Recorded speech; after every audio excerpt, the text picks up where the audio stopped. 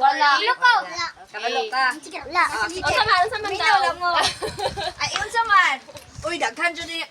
Di man anak ko nila kabalo, daghan jud ning mga ma-answer ba. Oo. No? Pag-ask jud mo Nag-inis. kamot no kay kabalo naman mo sa story. Di ba? Si Goliath.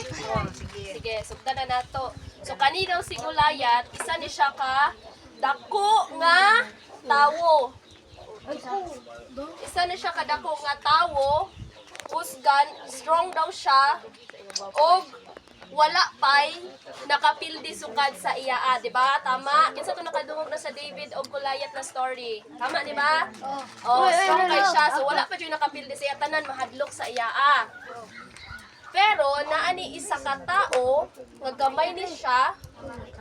Tigbantay ra ni siya og sheep. Unsa gani sheep sa Tagalog gani o Bisaya? Karnero. Karnero. Oh, tigbantay lang ni siya og karnero. Kabalo Gamay. ka karnero? Wala lang. Kanding, kanang Murag kanding. Lahi nga kanding, kanang kanding nga itong puti ka. Ayaw nga balbukon, jukistanan. Wala siya ang karnero. Nadray. So wala magdahom ang uban. Na-shock sila kay ni volunteer si David na iyang kalabanon si Goliath. Gi-accept niya ang sa tawag ani, ang hamon ni Goliath na naa sila'y buhaton na fight. Kanang Away. Oo. Oh, sabot mo atong i-accept. Gi-accept iyang Gidawat. gidawat. Oh, gidawat niya. Gidawat. So, mao na to.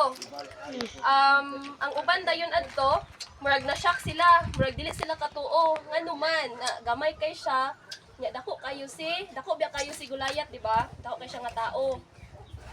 So nag-start na ila ang away.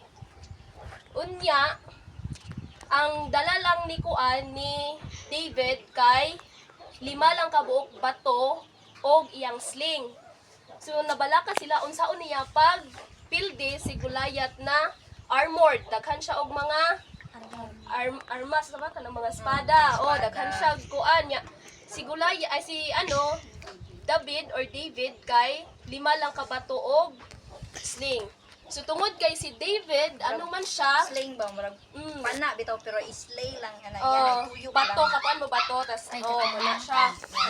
Pero kay si David, gamay siya, pero nagatuog yun siya or nagasalig yun siya sa iya ang kaugalingon, labaw pa yun sa Ginoo. So maro gini ang gisaligan, 5 ka bato, ang iyang sling, iyang kaugalingon, og ang Ginoo gyud, ang iyang gi-center.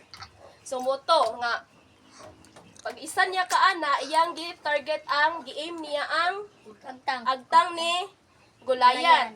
So pag target niya, naigo niya ang agtang ni Goliath, sumuto na tumba si Goliath. So lipay kaayo sila kay wala sila magdahom nga naa pa day makapildi kay Goliath og ang katupag yung gamay nga tawo nga tigbantay ra og karnero. O di ba? So unsa may lesson ato nga story?